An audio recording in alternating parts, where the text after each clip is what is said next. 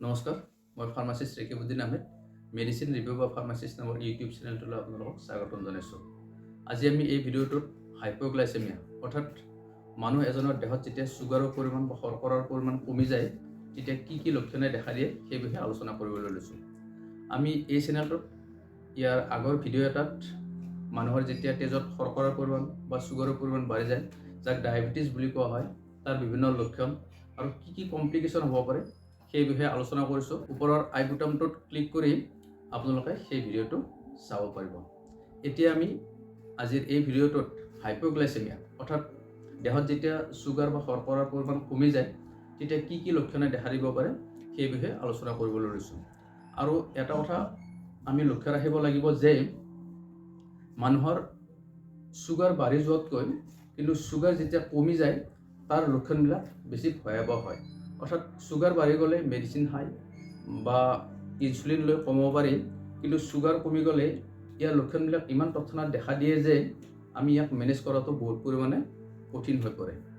এতিয়া আমি এই হাইপোগ্লাইচেমিয়া অৰ্থাৎ চুগাৰ ফলৰ বিভিন্ন লক্ষণৰ বিষয়ে আলোচনা কৰিবলৈ লৈছোঁ। এই হাইপোগ্লাইচেমিয়া মানুহ এজনৰ দেহত কেতিয়া দেখা দিব পাৰে? যেতিয়া ধৰক মানুহ এজনে কিছুমান এণ্টি ডায়েবেটিক ড্ৰাগ যেনে সালফনাইল ইউৰিয়া, যেনে গ্লিমিপ্ৰাইড, গ্লিকলেজাইড এই মেডিচিনবোৰ গ্ৰহণ কৰি থাকে। এই মেডিচিনবোৰে কি কৰে, আমাৰ পেনক্ৰিয়াছৰ পৰা ডাইৰেক্ট ইনচুলিন চিক্ৰেশ্যন কৰে। এই ইনচুলিন ডাইৰেক্ট চিক্ৰেশ্যন কৰাৰ কাৰণে আমাৰ দেহত শৰ্কৰাৰ পৰিমাণ বহুত পৰিমাণে কমি যাব পাৰে। আৰু যেতিয়া মানুহ এজনে ডায়েবেটিছৰ কাৰণে ডাইৰেক্ট ইনচুলিন ল'বলগীয়া হয় তেতিয়াও মানুহ এজনৰ দেহত শৰ্কৰাৰ পৰিমাণ বা গ্লুক'জৰ পৰিমাণ কমি যাব পাৰে, অৰ্থাৎ হাইপোগ্লাইচেমিয়া হ'ব পাৰে। এতিয়া এই হাইপোগ্লাইচেমিয়াৰ বিভিন্ন লক্ষণসমূহৰ ওপৰত আমি আলোচনা কৰিবলৈ লৈছোঁ। এই বিভিন্ন লক্ষণবোৰ হ'ল নাম্বাৰ 1 হেডেক।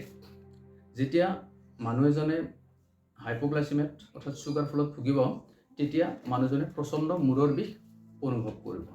এইটো নাম্বাৰ 1 ৰিজন চিমটম। আৰু নাম্বাৰ 2 চিমটম হ'ল ৰিঙিং ইন দ্য আৰ্থ, অৰ্থাৎ মানুহজনে কাণত এটা গুণগুণনি শব্দ শুনিবলৈ আৰম্ভ কৰিব। ইয়াৰ পিছত নাম্বাৰ 3 চিমটমছটো হ'ল চুইটিনেছ, অৰ্থাৎ মানুহজনে ঘামিবলৈ আৰম্ভ কৰিব। তেওঁৰ শৰীৰত পানীৰ পৰিমাণ যথেষ্ট পৰিমাণে কমি যাব, কাৰণ মানুহজনে যথেষ্ট পৰিমাণে ঘামিবলৈ আৰম্ভ কৰিব। ইয়াৰ পিছৰ লক্ষণটো হ'ল ব্লাৰ্ড ভিজন, অৰ্থাৎ চকুৰে ধোঁৱা কোৱা দেখিব। যিকোনো বস্তু অস্পষ্ট ৰূপত দেখিব পাৰে।